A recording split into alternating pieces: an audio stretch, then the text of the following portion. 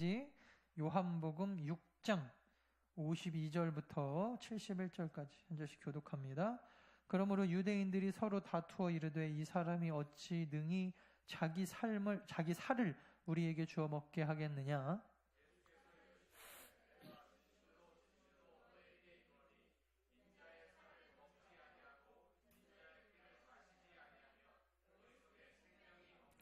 내 살을 먹고 내 피를 마시는 자는 영생을 가졌고 마지막 날에 내가 그를 다시 살리리니 내 살을 먹고 내 피를 마시는 자는 내 안에 거하고 나도 그의 안에 거하나니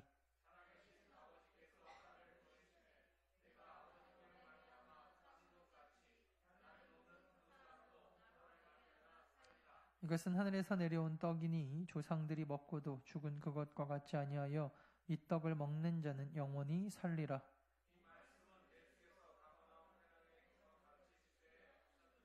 제자 중 여럿이 듣고 말하되 이 말씀은 어렵도다 누가 들을 수 있느냐 한데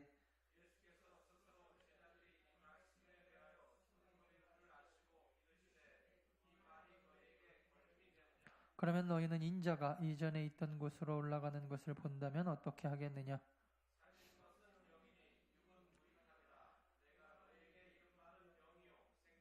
그러나 너희 중에 믿지 아니하는 자들이 있느니라 하시니 이는 예수께서 믿지 아니하는 자들이 누구며 자기를 팔 자가 누구인지 처음부터 아심이로라.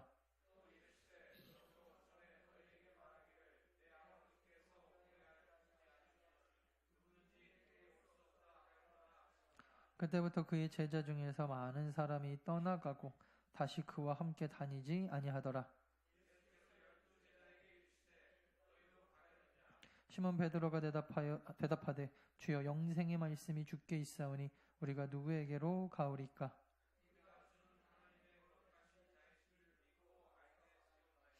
예수께서 대답하시되 내가 너희 12를 택하지 아니하였느냐? 그러나 너희 중에 한 사람은 마귀니라 하시니 이 말씀은 가룟 유다 시몬의 아들 유다를 가리키심이라. 그는 12 중에 하나로 예수를 팔 자러라. 아멘. 요한복음 6장은 오병이어 기사로 시작합니다. 오병이어 기사는 사복음서에 다 기록될 만큼 그 당시뿐만 아니라 지금도 충격적인 사건입니다.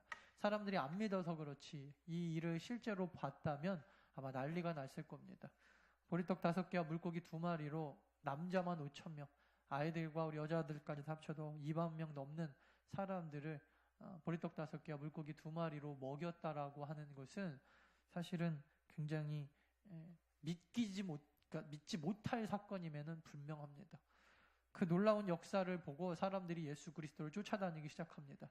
그랬더니 예수님이 뭐라 그러셨죠? 너희들이 나를 쫓아다니는 이유가 뭐냐? 먹고 배부른 까닭이 아니냐? 근데 너희들이 정말 먹어야 될 것은 내 살이다. 나다. 그러니까 사람들이 오늘 본문에 보니까 뭔 소리라는 거냐? 이상하게 여겼다 그랬어요. 사실은 이것은 예수 그리스도로 인하여 우리가 잘 먹고 잘 살고 배부르게 먹는 것이 예수를 쫓아다닐 신앙의 목적과 이유가 되어서는 안 된다. 그 얘기거든요. 예수 그리스도를 먹고 우리가 영생의 구원을 얻고 예수 그리스도처럼 예수 그리스도의 제자로 살아가기 위해서 우리가 예수 그리스도를 먹는 건데 오늘 아침에도 로마서 말씀처럼 우리가 복음과 우리의 삶이 떨어져서는 안 되는데 복음은 복음대로 겉돌고 우리의 삶은 삶대로 따로 논다면은 그것은 제대로 된 신앙이 아니다. 예수님이 계속해서 강조하셨던 것이 그것입니다. 너희들이 먹어야 될 것은 내가 주는 어떠한 유익이나 예수 믿고 잘 되더라, 예수 믿고 무슨 돈 벌었더라, 예수 믿고 뭐가 어쩌더라가 아니라 그냥 예수 그리스도 그 자체 예수를 먹고 마시라는 것입니다. 그랬더니 사람들이 52절부터 한번 볼까요? 유대인들이 서로 다투어 이르되 뭔 소리냐? 이 사람이 어찌 자기 살을 우리한테 주어서 먹게 하겠느냐? 그래서 자기네들끼리 막 난리가 났어요. 의심이 되고. 그러니까 53절에 예수님이 이르시되 진실로 너희에게 이르노니 내 살을 인자의 살을 먹지 아니하고 인자의 피를 마시지 아니하면 너희 속에 생명이 없다. 십자가를 얘기하기 시작합니다. 예수님이 기분 좀 좋아가지고 사람들이 막 모일만 하면 십자가 얘기하고 베드로가 주는 그리스도시여 살아계신 하나님이십니다. 그래갖고 와 칭찬하고 나면 십자가 얘기하고 다 예수님은요 초치는 은사가 있으신 것 같아요. 다 뭔가 이러면은 사람들이 모이겠구나, 이제 부흥되겠구나, 이제 교회가 달라지겠구나 하면은 꼭 헌금해야 됩니다. 꼭 헌신해야 됩니다. 꼭 예배 빠지면 안 됩니다. 그러니까 사람들이 시험 들어가지고 아유 또 저 얘기하려고 그러네. 그리고 다 떠나가더라 그 얘기입니다. 66절 같이 읽겠습니다. 시작. 그때부터 그의 제자 중에서 많은 사람이 떠나가고 다시 그와 함께 다니지 아니하더라. 결국 예수 그리스도가 계속해서 이렇게 분위기 깨는 소리를 하니까 사람들이 예수님의 또 심히 특히 이게 제자라고 자기가 심각하게 혼자서 고민하고 이야기했던 사람들조차 그의 제자, 예수님의 제자 중에서조차 많은 사람들이 떠나가더라라는 것입니다. 예수님이 여러분 가만히 입만 다물고 계셨어도, 예수님이 입만 좀 무거웠으면 제자들이 12명뿐만 아니라 몇만 명은 제자 삼을 수 있었을 겁니다. 그죠? 요즘에 이단들이 여러분 자기네들이 거짓말인 줄 아니까 그거 밝히지 않죠. 입만 딱 다물고 모르는 척하고만 있어도요, 사람들은 본인이 믿고 싶은 대로 믿는 거거든요. 야, 저 사람 쫓아다니면 병 낫는다더라. 사실 그 사람 때문에 그런 게 아닌데, 저 사람이 침 뱉는 물, 여기 이 우물이 실제 있는 일이에요. 지금도 이 우물이 무슨 누구예요 그 사람? 그 목사가 침을 뱉었더라더라. 그래서 가르침을 한번 뱉으니까 서로 달라더라고. 그 우물만 떠먹으려고 그러고. 이재롱 목사 아직도 뭐 하는지 모르겠는데 그런다는 거예요. 그 사람이 얼마나 예수 그리스도를 열심히 잘 믿고 정말 복음적인 사람인지 모르겠지만 그런 짓은 좀 하지 말았으면 좋겠어요. 예수님이 뭐 뱉었다고 자기도 예수님인 것처럼. 근데 여러분 사도 바울이 언제 뱉하고 예수님이 쫓아가고 뭐 2만 명 3만 명씩 당회장이요 총회장이요 그런 적 봤습니까? 안 그랬잖아요. 예수님이 안 그랬고 사도 바울도 안 그랬는데 왜 자기는 그러면서 예수님을 딱 앞세워가지고 왜 모든 인기를 자기가 다 갖고 가냐 이 말이에요. 그래서 이상하다는 겁니다. 다른 게 이상한 게 아니라 예수님은요 그렇게 몇만 명씩 모이신 다음에 꼭 했던 게 있어요. 뭐냐면 반드시 분위기를 흐트러뜨리셨어요. 그냥 가만히만 있었어도 수만 명 사람들이 모일 텐데 왜 저렇게 쓸데없는 얘기 하셔가지고 제자라고 쫓아다니면서 돈 내가지고 쫓아다니는 저런 사람들까지도 다 흩어버리시냐. 전 목하면서 그게 제일 궁금하더라고요. 예수님이 몇 마디 하지 말아야 될 몇 가지 얘기만 안 하셨으면 예수님은 12명 제자에서 끝나지 않고 무슨 예수님 12명 제자 땅끝까지 보낼 필요도 없어요. 그냥 제가 예수님이요 몇 가지 딱 기적 행하고 입 다물고 딱 가만히 있으면은 3년은 너무 짧나요? 예수님이니까 3년이면 할 수도 있겠지만 그렇게 한 5년에서 10년만 예수님이 그렇게 하시잖아요. 돌아다니면서 쉬쉬거리지도 말고 맨날 자기가 기적 일으키고 어디 가서 말도 하지 못하게 했잖아요. 그러지 말고 다 떠벌리고 다녀라. 왜? 진리고 사실이었으니까. 그리고 막 하늘에서 불 떨어지는 거 막 보여주고 그러면은 아마 이스라엘 백성들 그 당시에 다 예수님 믿고 따라다녔을 수도 있습니다. 안 하셨죠? 왜 안 하셨을까요? 예수님의 방법이 아니셨기 때문입니다. 근데 왜 우리는 지금 그렇게 하고 있을까요? 예수님의 방법이 아닌데 지금 그렇게 하고 있는 것이 문제예요. 그러면 여러분 성경에 나오는 예수님의 방법과 예수님의 방법이 아닌 것을 구별할 줄 아는 것이 지혜입니다. 예수님의 방법이 아닌 것을 가지고 계속해서 예수님의 방법인 것처럼 우리는 이 시대에 신앙생활을 하는 경우가 많이 있어요. 그래서 사람들을 많이 모아놓고 그리고 약 파는 것처럼 그렇게 목회하는 것이 옳은 것은 아니고, 그럼 중요한 게 뭐예요? 사람이 많이 모였나 적게 모였나 보다 더 중요한 게 이제 그 뒤에 나오는데 무슨 얘기를 했다라는 거예요. 야, 니들이 이렇게 나 때문에 우르르 모여가지고 2, 3만 명씩 뭉쳐다니는 게 지금 그게 중요한 게 아니라 너희들이 지금 해야 될 일이 있어. 그게 뭐예요?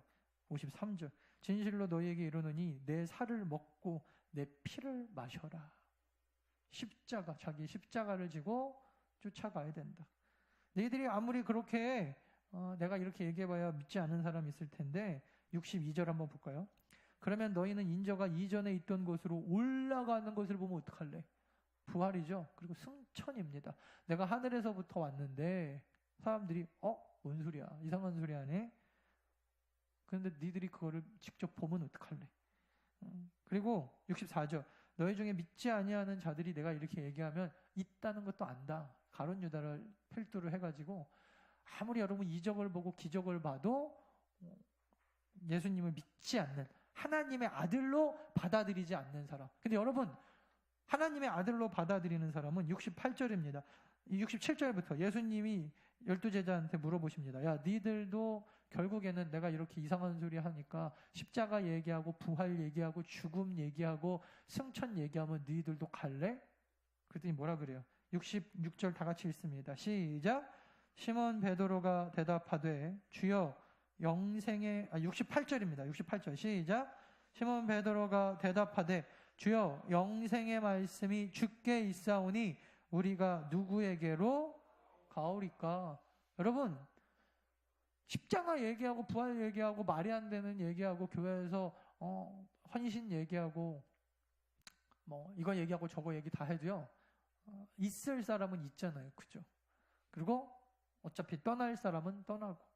근데 왜 우리는 할 얘기를 못 하는 것입니까? 숫자가 주는 함정에 빠져 있기 때문입니다.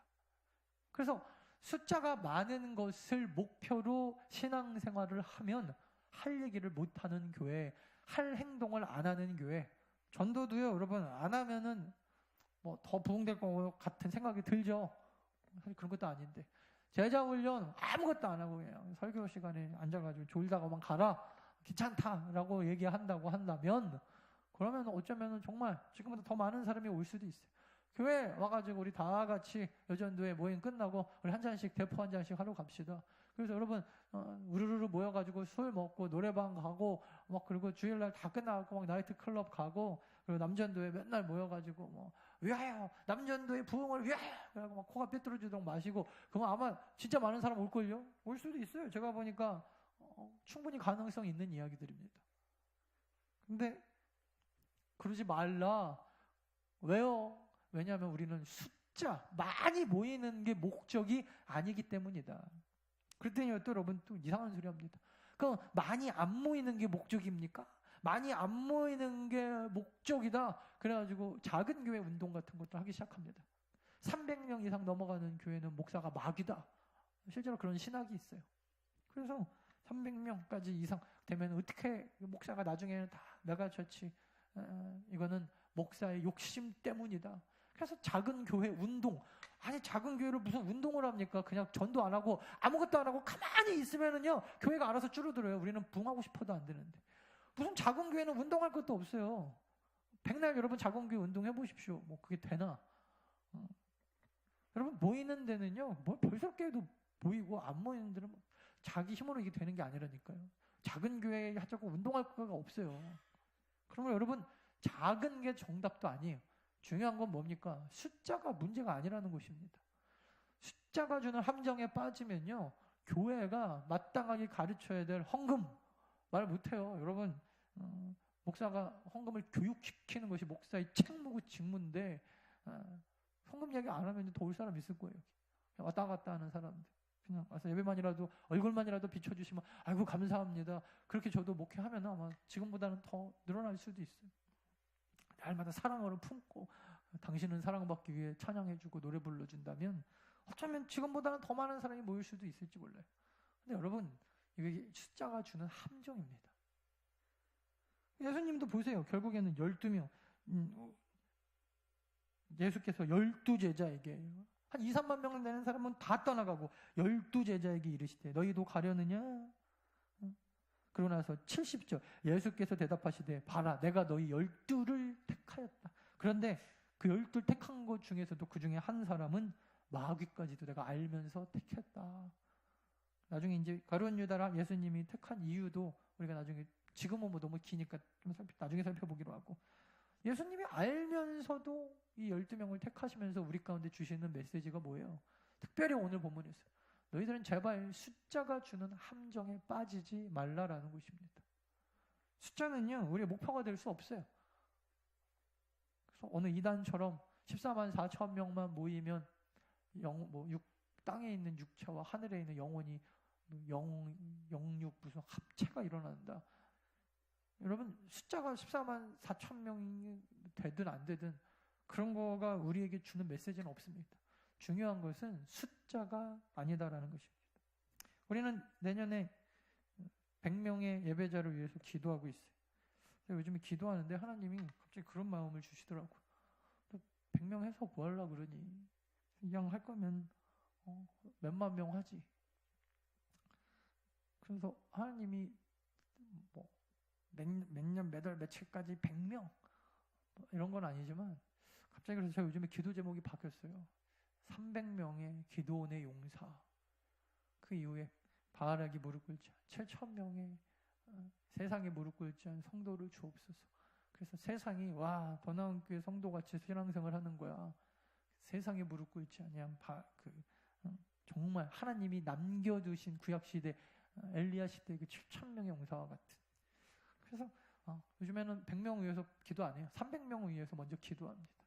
우리 교회 건축도 든든하게 딱 할 수 있는 아주 무장되어진 믿음의 가정과 용사들 여러분들을 포함해서, 그리고 더 나아가서 정말 와 신앙생활은 저렇게 하는 거구나. 사람들이 전 세계적으로 더 나은 교회 성도들을 보면서 정말 믿음으로 막 도전받을 기도원의 300명의 용사와 같은. 여러분, 왜 우리가 내년도에 분명히 예수님은 숫자 연연하지 말고 숫자의 함정에 빠지지 말라 그랬는데 왜 우리는 숫자가 진리가 아닌 줄 알면서도 숫자에 대해서 이야기를 하는 것입니까? 숫자가 주는 메시지와 의미가 있기 때문입니다. 아까도 얘기했지만 그렇다고 작은 교회가 여러분 예수님이 원하시는 게 아니라니까요. 숫자는요, 숫자 자체가 상징성이 있어요. 숫자 자체가. 그래서 숫자는 아까도 얘기했지만 작은 것을 부흥이라고 얘기하지 않아요. 오늘 본문에도 여러분 2, 3만 명 모였다가 떠나갔을 때 그 2, 3만 명 자체가 의미가 있는 거예요. 숫자를 모으는 게 목표는 아니지만 사람들이, 그래서 여러분 그 성경에 보면 숫자 자체가 주는 의미와 메시지가 분명히 있어요. 예를 들면 베드로가 설교했을 때 3,000명, 5,000명이 그 자리에서 회개했다. 그러니까 사람들이 뭐라 그래요? 아멘, 와 하죠. 베드로가 설교했더니 그 중에 앉아있던 2만 명 중에 2명이 회개하였습니다. 여러분 이런 기사를 보면서 아멘 하는 거 보셨어요? 숫자가 여러분 우리의 신앙생활의 목표는 아니지만 분명한 것은 부흥을 이야기할 때 숫자를 빼놓고 얘기할 수가 없어요. 성경이 기록하고 있는 바입니다. 우리 더 나은 교회가 왜 100명 예배자를 넘어서 기도원의 300용사와 같은 예수 그리스도로만 살아가는, 복음으로만 살아가는 성도들을 위해서 기도합니까? 왜 바알이 세상에게 무릎 꿇지 않은 정말 많은 사람들에게 도전을 주는 7,000명의 용사와 같이 서야 됩니까? 숫자 자체가 주는, 부흥이 주는. 그래서 더 나은 교회가 저렇게 부흥했대 자체가 주는 메시지가 있어요. 이걸 숫자의 상징성이라고 합니다. 숫자가 주는 함정에 빠지지 마십시오. 하지만 분명한 건 숫자를 빼고 부흥을 얘기하시면 사탄의 전략입니다. 두 번째, 여러분 숫자는요 책임감에 대한 표현입니다. 그래서 여러분 제가 말씀드렸잖아요 예전에 그 제한 시간의 법칙. 사람이요 딱 시간을 정해놓지 않고 일하라 그러면요 결국에는 그것이 일주일이고 한 달이고 두 달이고 바로 직전에 뭔가 하게 돼 있어요. 시간이 딱 주어지면요 그 시간에 맞춰서 잠을 안 자고 움직이는 게 사람이거든요. 여러분 숫자는요 분명히 우리를 책임감 있게 만듭니다. 따라합시다. 신앙은 책임지는 것이다. 왜냐하면 우리가 먼저 구원받았기 때문에 너희는 가서 모든 족속으로 모든 민족을 제자로 삼아 아버지와 아들과 성령의 이름으로 세례를 주고, 책임감이죠. 내가 너에게 분바 모든 것을 가르쳐 지키게 하라. 예수님이 우리 가운데 준, 여러분 이거를 사실은 모든 족속 숫자잖아요. 그죠? 물론 모든이라고 하니까 이거에 대해 성경학자들이 지금 머리가 되게 복잡한데 어쨌든 너희는 가서 일단 결과는 하나님 앞에 맡겨드리고 되는 대로 살아라가 아니에요. 모든 민족. 그래서 지금 선교학자들은요 모든 민족의 모든 족속이라는 그 의미가 무엇일까 날마다 그 히브리어 헬라어를 지금도 가지고 연구합니다. 왜? 책임감이 있거든요. 예수 그리스도가 말씀하신 그 모든이라는 이 단어가 주는 의미가 무엇일까? 여러분 숫자를 빼면요 한 명이나 두 명이나 주일 학생들 한 명이나 두 명이나 10명이나 올 때 되면 오고 말 때 되면 많은 책임감이 없어요. 교사 선생님들부터 시작해서 우리 믿는 사람들까지. 뭐 저러다가 되면 되고 아니면 말고 어차피 결과는 하나님이 아니에요. 책임은 우리가 지는 것입니다. 세 번째는요 분명한 목표의식을 갖게 합니다. 숫자가 주는 의미는요 분명한 목표.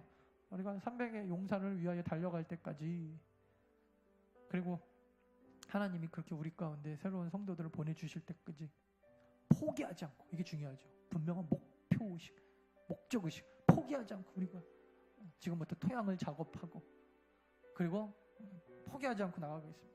아니면은 우리 교회는 어차피 틀린 교회입니다. 50명 넘어가서 예배 드리는 것도 기적입니다. 언제 우리가 뭐 100명 넘어본 적이 있었습니까? 포기. 왜 그래요? 정확한 목표와 어떤 그 긴장감이 없고 제한 시간이 없기 때문에 그래요. 예수님 오시는 그날까지, 여러분 예수님 언제 오실지 모르는데 기도원의 300용사와 같은 300명의 교회가 돼야죠. 영등포에 큰 교회 많은데 우리도 부흥하면 뭐합니까?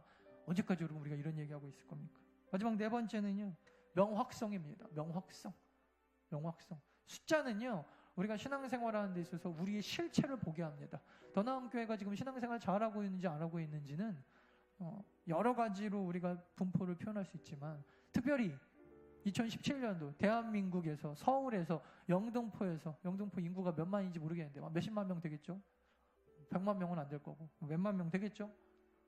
여기서 여러분 우리 더 나은 교회가 지금 제대로 예수 그리스도의 그 선교적인 존재로 살아가고 있는지 가장 쉽게 볼 수 있는 성적표가 숫자예요. 이거 빼고 뭐가 있어요? 숫자예요. 다 숫자. 여러분 하루에 기도 몇 분 하십니까? 솔직하게 대답해 보세요. 숫자로 대답해 보십시오. 5분이고 10분이거든. 일주일 동안 기도를 솔직하게 1시간도 안 한다. 집사님급 이상인데, 장로님들부터 시작해갖고 내가 말하는 건 밥 먹고 이렇게 눈 감는 거 말고 시간을 내가 빼서 따로 할애해서. 그럼 여러분 낙제예요. 낙제. 맨날 뭐 돈만 뭐 엄청 벌어가고 헌금하고 11조만 잘하신다고 될 게 아니라. 근데 금요일날 나오시라고 했잖아요. 안 나오고 어떻게 기도하시려고 그래요? 숫자를 딱 보셔야 돼요. 내가 기도생활 빵점이구나. 큐티하셔야 돼요. 큐티하셔야 말씀 읽죠. 하루에 한 장씩이라도 읽으라 그랬죠. 66권은 언제 다 읽냐 그러면서 하루에 한 장도 안 읽어요. 미리 포기하는 거. 왜 그렇습니까? 명확성이 없어서 그래요. 숫자는 우리를 명확하게 합니다. 하루에 한 장 읽겠다. 일주일에 1시간 기도하겠다. 잘 못하겠으면 교회 나오세요. 잘 못하겠으면이 아니라 안 나오면 안 돼요, 여러분. 어떻게 교회 다니면서 저는 참, 제가 여러분들 시험 들까봐 말을 안 하는데 어떻게 공유 예배도 다 안 나오고 그러고 아무렇지도 않을까요? 좀 모르겠어요. 여러분 오셔야 돼요. 나오셔갖고 같이 기도하고, 이명학인가 누구예요? 그 사람 이용학인가? 그런 사람들 보면서, 뉴스 보면서 한탄할 시간에 교회 나와서 제발 기도하십시오. 명확하셔야 돼요. 내가 적어도 이 나라와 민족, 우리 가정, 우리 자녀, 우리 교회 부흥을 위해서 일주일에 적어도 장로님들은 한 4시간씩 하셔야 돼요. 이틀에 한 번씩 1시간씩은 하셔야죠. 권사님들은 그냥 최하로 얘기하는데 권사님들은 7시간 하셔야 돼요. 장로님들이 물론 더 하시면 좋지만 권사님들은 한 7시간을 하셔야 돼요. 진짜 그 정도 하셔야 돼요. 그게 제가 보니까 최하. 옛날 권사님들은요 7시간 하루에도 했습니다. 밤새서 철야하면 그냥 7시간 가는데요. 7시간 여러분 텔레비는 축제사자 보시잖아요. 그죠? 숫자가 주는 의미가 무엇입니까? 여러분 성적표가 그대로 드러나죠. 아, 나는 장로로서, 권사로서, 집사로서, 더 나은 교회 합동측, 대한예수교 장로회 합동측 재직자로서 낙제. 이렇게 얘기하면요 또 어떻게 얘기하는지 아세요? 안 합니다. 뭘 안 해요? 맨날 안 한대요. 나는 점수가 모자라니까 안 합니다. 그러니까 여러분 왜 제가 자꾸 직분을 사모하라고 합니까? 직분을 받아야 딱 책임감이 있는 거예요. 그러니까 장로니까, 권사니까, 집사니까 기도해야지. 교사니까 기도해야지. 기도하셔야죠. 숫자는요, 숫자 자체도 상징성이 있지만 우리를 책임감 있게 하고 분명한 목표의식을 갖게 하고 또 우리의 성적표를 명확하게 보게 합니다. 여기 벌써 손자 손녀들 보실 나이들 분들이 많은데 손자 손녀만 돼도 이제 한 단계 건너라. 아이들 성적표 놓고 뭐라고 하기 전에 여러분들이 신앙 성적표를 먼저 보십시오. 그래서 내 신앙 성적표가 낙제다. 그럼 여러분들 자녀들 학교든 무슨 직장이든 어디든 손자 손녀들 성적표 가지고 제발 뭐라고 하지 마세요. 본인들도 뭐 신앙생활도 못하면서 우리는 풀타임 크리스찬, 그냥 크리스찬 자체가 우리의 삶의 내용과 목적이 되어야 되는데 누구한테 뭐라 그래, 그죠? 세상 그거는 그냥 그건 그 다음이잖아요. 그죠? 오늘 얘기했잖아요. 그러므로 연결한 내가 예수 믿기 때문에 따라오는 먼저 그의 나라와 의를 구할 때 하나님이 주시는 그냥 축복 같은 거지. 뭐 거기에 그렇게 막 목을 매요. 2018년도부터 우리 달라져야 돼요. 기도원의 300용사는 여러분 그런 나라와 그리고로 복음을 연결한 사람들이 아니었습니다. 그냥 목숨 걸고 하나님 나라와 영광을 위하여 기도원 믿고 쫓아왔던 사람들이 기도원이 300용사가 되었다는 거 기억하고, 우리는 숫자가 목표는 아니지만 분명하게 생각하십시오. 하지만 하나님이 우리 가운데 숫자의 의미와 메시지는 주셨다. 책임감과 목표의식과 명확성을 가지고 2018년 300명이 우리 안에서 뜨겁게 일어나는 그날까지 쉬지 않고 기도하는 교회 되어지기를 간절히 축원합니다. 다 자리에서 일어나셔서 우리 주님 같은 반석은 없도다 박수 치면서 우리 찬양하고 패송 찬양하고 우리 예배 마치겠습니다.